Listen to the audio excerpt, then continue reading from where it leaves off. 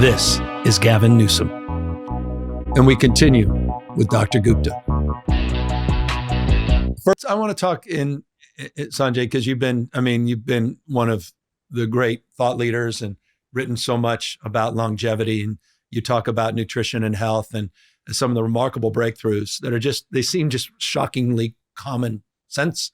I mean, just sort of foundational, just leading with common sense, eating well, sleeping well, hydrating, socialization, et cetera. But you've been writing particularly about some breakthroughs and some examples of real successes as it relates to longevity and wellness that distill a sense of well-being, at least to people like me, that with an aging grain population, that we should be more optimistic than I think some of us have painted the future. With what we know now, not any new medical breakthrough or some big development, I think we could greatly expand life expectancy and health span. That's a term I'm sure you've heard, but health span versus lifespan. Nice. It's the number of really functional years you have left.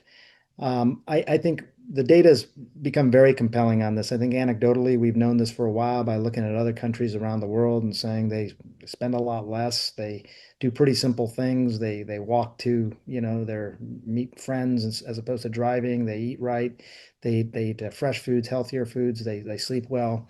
Some of the healthiest communities in the world have either non-existent healthcare systems or very, very small healthcare systems. So, and that's heart disease, that's dementia, that's diabetes, all at a fraction of the rates that we have in the United States. They don't have anything that we don't have. Yeah. What's happening to us is not because of what we're not doing. It's because of what we are doing to our bodies. But I'll tell you something interesting, Governor. If you talk about longevity overall, or aging sort of as a construct, what scientists will say, including Eric Topol, who you may know in your state, aging is really made up of several different things. It's not just revolutions of planets. It's how well your immune system is working, how much inflammation you have, how much something that you have known as senescence, how many cells that are in a senescent stage. There's 7 different things like this that you can sort of think about that actually make up aging, that will determine your health span, far more important than your genetics. We can control many of those things. We can improve our immune function. We can decrease our inflammation. We can decrease senescence. And there's all these different ways to do it now that have great data behind that. There are certain medications, and I'm not, hawking any medications here, but like something like metformin even, which is something that's gotten a lot of attention. Nils Berzeli, who's a longevity researcher out of Sinai, will say metformin is probably the closest thing we have to targeting all these different cardinal issues of aging, which I find really, really interesting. I wouldn't call it a breakthrough. I would call it a recognition of what aging really is, what is really happening to the human body, especially as we get older, why our function decreases, and what can be done about it. You're quite right. It comes down to the big 3, how we nourish ourselves, how we move, and how we rest. But, there's more nuance to it now based on a lot of the data people like Eric and Nils are collecting. And at the core, I mean, you've written about, when it comes to inflammation, obviously sugars, issues around dairy, meats. You're solidified in that sort of core sort of understanding that limiting, obviously, sugars seems to make a lot of sense. I don't know if everybody's familiar with dairy as a component concern, and then we can have the great meat debate as well. But are these foundational in terms of addressing particularly issues around Alzheimer's and dementia? I know Dean Ornish is out here in Sausalito, California, has been pushing a lot in that space. What's your sense on the basis of all your research and work? Well, sugar I'd put into its own category, like I've been alluding to. Sugar's toxic. I did a piece for 60 Minutes years ago called "The Toxic Truth," and it was all about sugar. And it is remarkable to me what sugar does to the body. Our bodies just don't know how to process the amount of sugar that we eat nowadays. It basically hits our liver like a tsunami. And I think what's surprising to people is that because the body can't handle all that sugar, it churns out these byproducts, which are typically what are called LDL particles, low density lipoprotein particles. You would typically think my LDL is going to go up because I ate a cheeseburger, which is true, but it might go up even more from a sugary drink. Mm. That's how toxic sugar can be to the body. So sugar I'd almost put into its own category. But I think with regard to the other things, dairy and even meat, I do eat meat. I'm not a total vegetarian. I hope Dean's not listening because he's vegan. But I think it really has to do with how those foods are processed. It's all the other junk that's added to a lot of those foods that I think make them really problematic and increase inflammation. What Dean was able to show, and I thought it was fascinating, was that going on a vegan diet was greatly associated with decreasing inflammation in the body and in the brain, and could, if it could stall and potentially reverse Alzheimer's disease. That was a big deal. I mean, people Yeah. think once you get diagnosed with dementia, it is a downward spiral from there on out. He was able to show that you could at least stall it, if not reverse it, by simply changing diet and increasing activity as well. But diet was the big thing. And we've anecdotally sort of known this to be true, but I think he was really able to show this. And I think that's certainly made me reconsider my eating. So I've cut back on meat, Mm. but I got three teenagers. You gotta balance your life with what you know. I mean, if we were gonna live forever, Gavin, if that was can I call you Gavin, by the You way? please do. The if there was a possibility we could live forever, that immortality was attainable, Yeah. I might live my life differently. But I think you got to balance your joy with your lifestyle. And I'm a very healthy guy. I exercise every day intensely, but also take long walks with my wife and my dogs and stuff like that. So I have more moderate activity as well. Eat healthily. Don't eat sugar at all. Don't drink alcohol. Alcohol's terrible. I mean, Yeah. why do we? Well, anyways, but the I'm in the wine business. You're talking to the wrong guy, but I completely appreciate your point. my guess is when you drink wine, and I have drank wine, and I can appreciate its virtues, but do you not get a terrible night's sleep? I mean, I No track my comment. sleep now. If I have a This sip works of against my wine, personal interests. I'm not going to say no. I- okay, I'm that's with kind you of on thank you sugar. for And when, of clarity. course, there's a byproduct of the wine as well. But by the way, are you a coffee drinker? Everybody's Yeah, got, is it mushroom coffee? People are in, what's going on with coffee? Should I be drinking coffee? yeah. I didn't know about the mushroom coffee, but I don't know. That's what everyone's saying. You should try mushroom coffee. I don't know. I'm I'm gonna look asking into it you. now. I like so it's a funny thing is I really did not drink coffee up until a few years ago, and it was for no particular reason other than I just didn't like the taste of it. I it was unusual because most surgical residents and medical students they start drinking coffee, sort of, early 20s, and they it becomes part of their lifestyle. I just never liked it. Um, but during the pandemic, actually, is when I started drinking coffee. I was waking up at 4:30 in the morning every day and working till 11:30 at night, Yeah. for a couple years in a row. And my wife actually introduced me to this coffee. I don't know if I were allowed to talk about brands, but I really like Yeah. this. It's called Purity Coffee, and Huh. it's pure coffee. It's got none of the additives that we were talking about. It's pesticide free, and to me, it tasted really clean. When I Yeah. drank coffee in the past, it always felt like I could almost taste the aftertaste to it. And this was just a really good coffee. And then I started really doing a deep dive into coffee. And I think, it's associated with all these different health benefits, cardiac, dementia, inflammation overall. So I drink a cup a day, sometimes 2 cups a day. And I think it's been really good for me. All right. Well, I mean, as the guy who's got a You few got cups your coffee. behind him, in front of him, on the side, Is it, uh, is it just black coffee or what are you it's drinking? just black coffee. No, I'm not adding any of that cream, any of that Nope, nonsense. don't add Just, yeah, that stuff. simple. And it takes a What little bit to get used to the taste, I think, of just the black coffee, but once it's there, you add. Once you're there on the other side, you I can hold like it. strong. Yeah. Should I be? How worried should I be about this fluoride movement? Now we're seeing. I mean, Utah, Florida. There's big debates in Louisiana, other states to take fluoride out of the water. Where did this even come from? How important is it? I read in the past one of the great success stories in the last half century in terms of just give me your over under on fluoride. Yeah, well, so this is what I appreciate about podcasts like this because there's a nuance to this, and you can actually get into the nuance a bit. Um, Fluoride in really high doses can be problematic. It can cause something known as skeletal fluorosis. I'm talking about ingested fluoride. So you're Hmm. taking it into your body through, usually through water. Um, it can cause skeletal fluorosis, which can make your bones and your skeleton weak. It can cause dental fluorosis. I don't know if you've ever seen governor people who have white streaks in their teeth. Yeah. Yep. Sometimes that is a dental fluorosis. That's an indication of high fluoride levels. Interesting. And I think most recently and interestingly, there's been concerns about neurotoxicity. There were studies done, all of them outside this country, where fluoride levels are much higher than the United States, where they showed that moms, for example, during pregnancy, if they had high fluoride exposure, their kids later in life, it was associated with a lower IQ.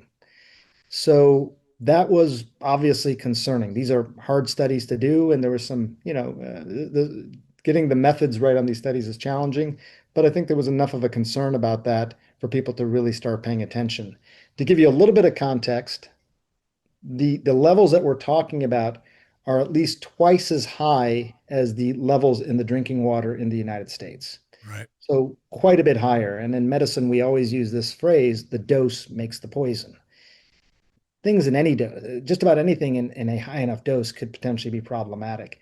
But it definitely gets people's attention. What I would say when you talk about the fact that it's touted as one of the greatest public health achievements of the last century, I saw that as well. And I think that there's a kernel of truth to that, but the nuance is that most of the data that exists on the benefits of fluoride exists before 1975. Hmm. 1975 was a time frame when dental care became much more widely available and fluoridated toothpaste.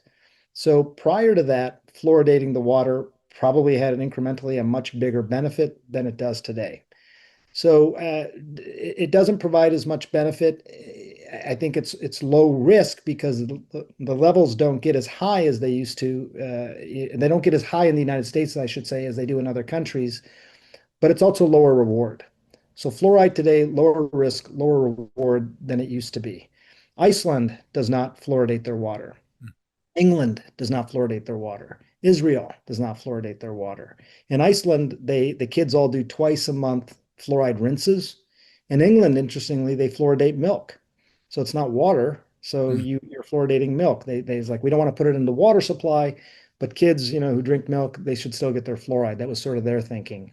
Calgary in Canada, they stopped fluoridating their water back in 2011, I believe, but then brought it back because cavity rates went up. And there was a new study that said in the United States, how much of an impact would it have to take a fluoride out of the water? And they said it could potentially be, 25 million more cavities within the next 5 years, 50 million cavities within the next 10 years.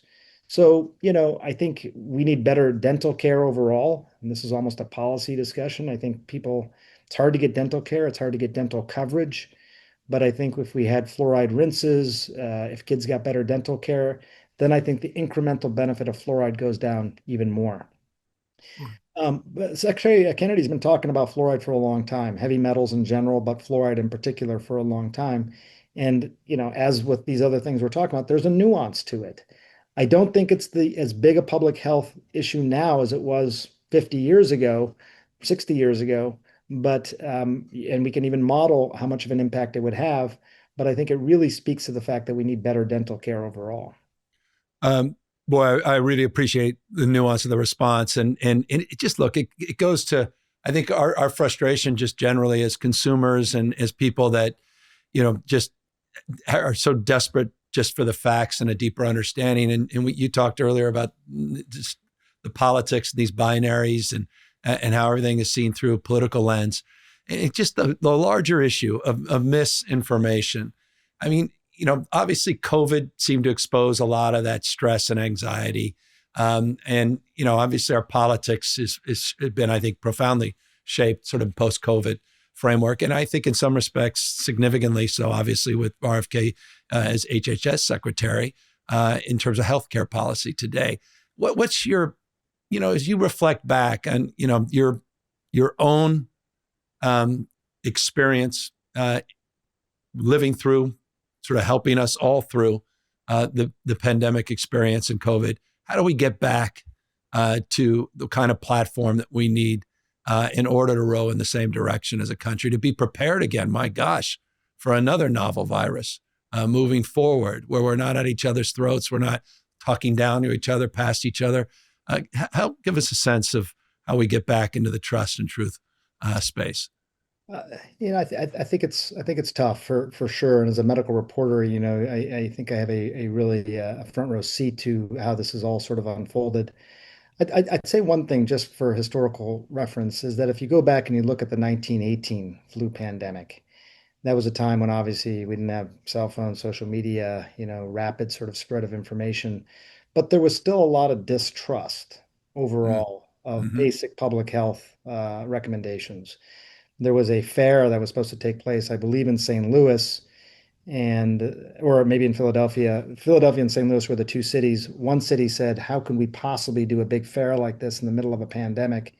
And the other city said, "We don't think it's a big deal. We'll do the fair." So they took it on, and they had 12 times the rate of flu deaths as the city that chose not to do it. Point being that there has been this skepticism that I think exists just in human nature Mm. forever, you know. And I'll go so far as to say this, Governor, maybe some of that skepticism is necessary. I think that if we look at human beings like organisms, some people just have their antennas raised really, really high. And I think when your antennas raised really, really high, two things happen. You see things that aren't there. You just see things and the blurry off in the distance, and you think that there's an attack coming and it's not coming. But on the other hand, sometimes you see things before everyone else does as well. Mm. And so I think there are people whose antennas are raised really high who are just concerned citizens. I think there are, shit starters who sort of fall into that category as well, but not all of them. It's a heterogeneous group of people who are going to be resistant to basic public health measures. It's a much more diverse group of people than I think I realized. That's one thing.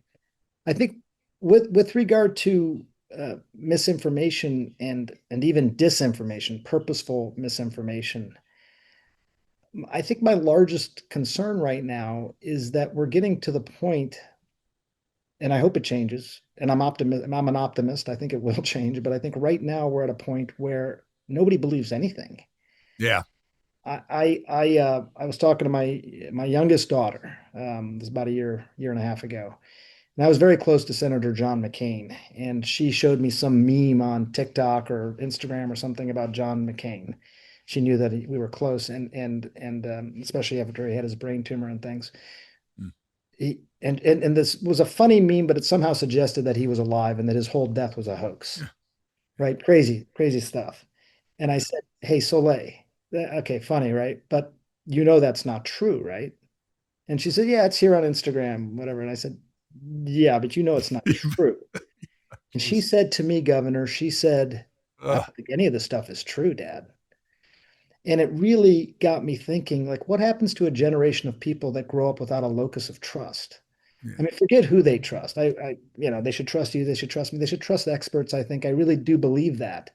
Um, but maybe they don't trust anybody.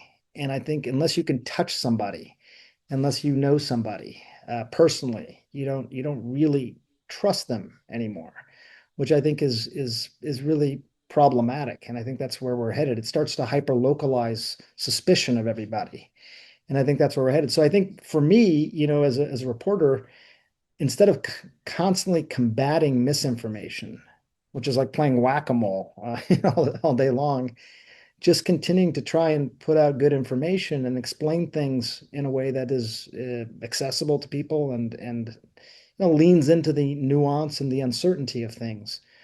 As a country, if the question you're asking is about preparing for the next pandemic, I would say the precautionary principle is important, and that is how we do many things in our country. We have, more than a dozen aircraft carriers right now that are circumnavigating the globe, and they're keeping us safe. We don't pay a lot of attention to that. It's not something we have in the forefront of our minds, but they're out there basically displaying the precautionary principle. Yeah. A virus is a national security threat. We saw what it did to our country. If we're able to apply the precautionary principle at a policy level, so things just go into effect as opposed to Seattle's doing this and New York is doing this and Alabama's doing this and Florida's saying we're not going to do any of that. And it was just a mess.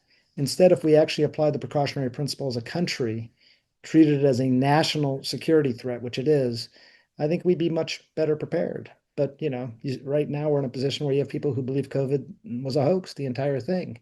So we have some work to do, I think, before we get there. Because I think there were obviously mistakes we did make. There was lessons that we do need to learn, and there were decisions that need to be reconciled going forward. And I think if we're in denial about that, then we're not going to build that level of trust moving forward for those that feel very, very differently. No question. And I think, one thing that I think was a real learning point, I think, as doctors, if we're, recommending, I was in the operating room all day yesterday, taking out brain tumors and doing things like that. We know that it leaves a toll on people to do that, to recommend chemotherapy. We know the impact of that on their lives. We think the benefit is that it could cure their cancer, but we know it's gonna be tough sledding for them for a while. How do you convey that at a societal level? You know, Closing schools, the impact of that, that was tough on my kids, Yeah. so to really, I think, be very mindful of the impact. I'm not saying the decisions are wrong, but being really mindful of the impact of those decisions on people. It's tough, As doctors, I think we're a little bit more trained toward it, and because we have to like look at risk reward for everything. But I think assessing risk and balancing that reward as a country is hard. And I think that gets back to where we started, this precautionary principle. We don't know. Let's be cautious. Let's be careful. Let's not accelerate around the blind curves here. Let's hit the brakes a little bit, And I think that's still, to me, that still makes sense. I appreciate it. And speaking of just final question, I'm curious. You speaking of sense, speaking of risk, speaking of trust. Where are we to make sense of AI and medicine? We're seeing just runaway costs in healthcare. It seems like every other industry has found efficiencies. Every other industry, costs seem to go down. It seems like more technology is introduced to the healthcare sector. Our costs seem to go up and up and up. Is AI overhyped in terms of medical expenses? Is it overhyped in terms of research and discovery?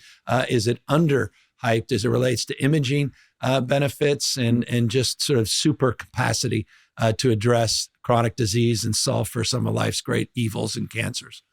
I think it's going to be magnificent, ultimately, what AI can do for healthcare. It's going to need guardrails, but I think even those are, very trainable. I mean, there's great companies. One of them out of California called Open Evidence, where you're already starting to see. Like for me, I'll give you an example.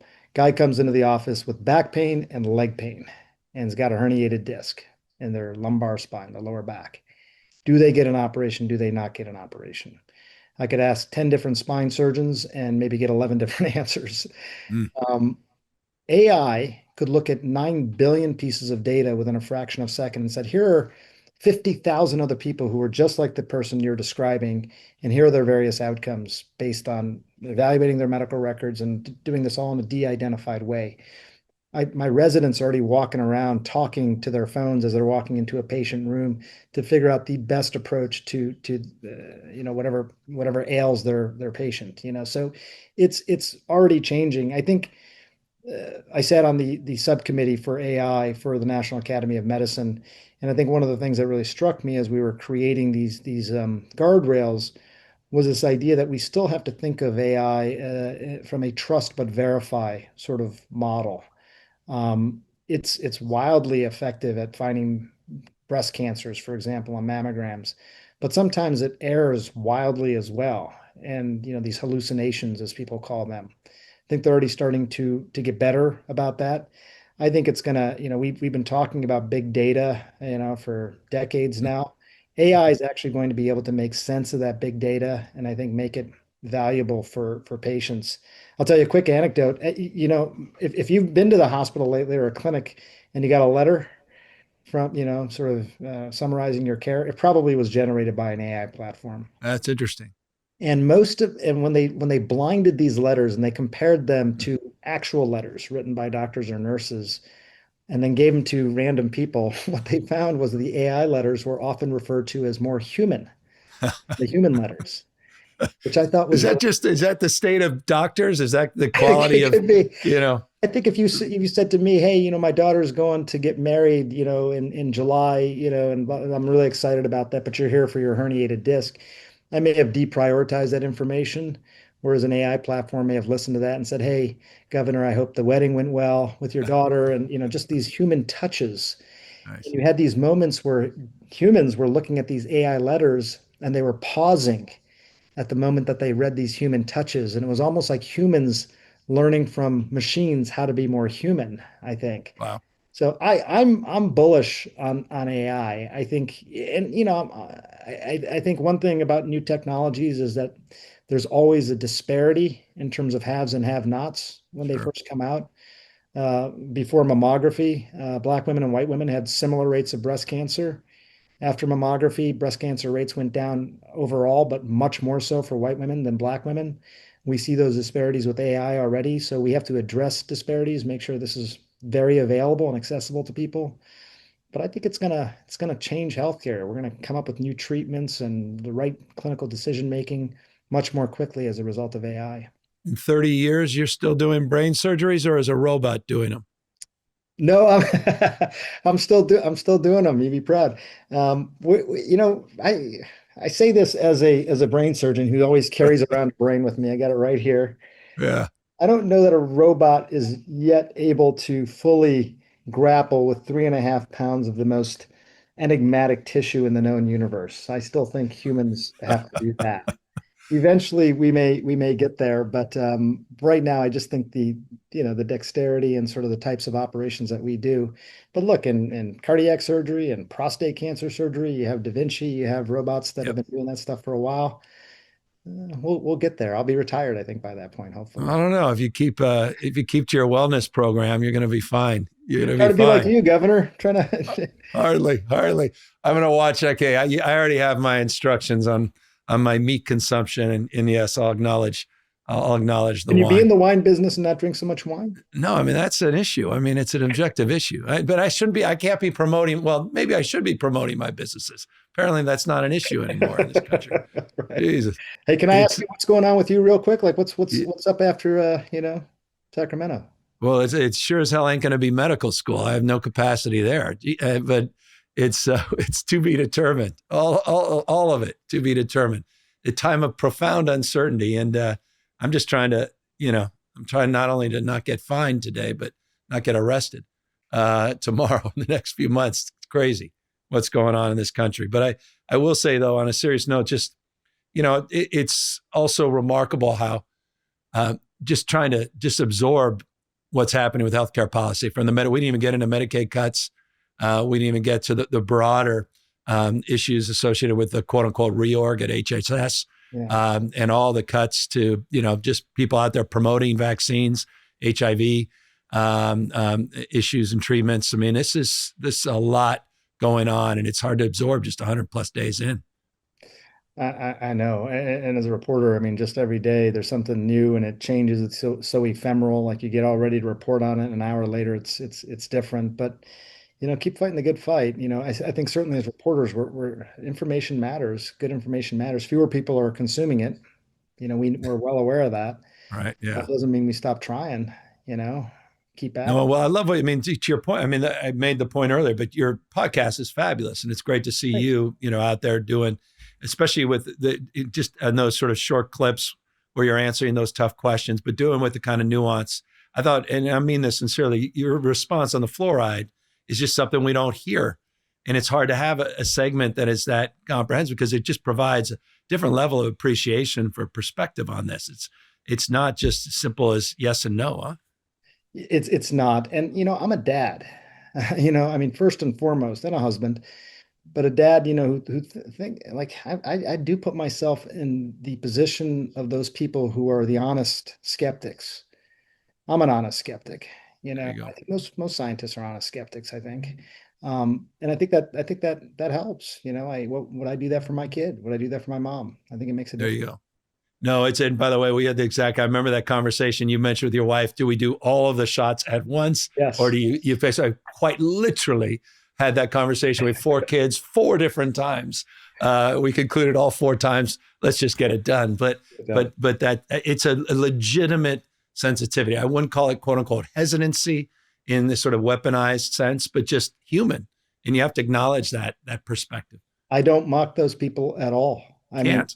there are people who mock them. That's Yeah. not going to work. I mean, maybe that's the number one thing about misinformation. The mocking doesn't work. It just creates tribes and politicizes it even further. So try not to do that. God bless. Couldn't agree more. Hey, I really appreciate you taking the time. This was fabulous. Thank Thanks you. for all you do, and keep doing what you're doing. You're a bright light in this darkness, and I appreciate you taking the time. Means a lot coming from you, Governor. Thank you.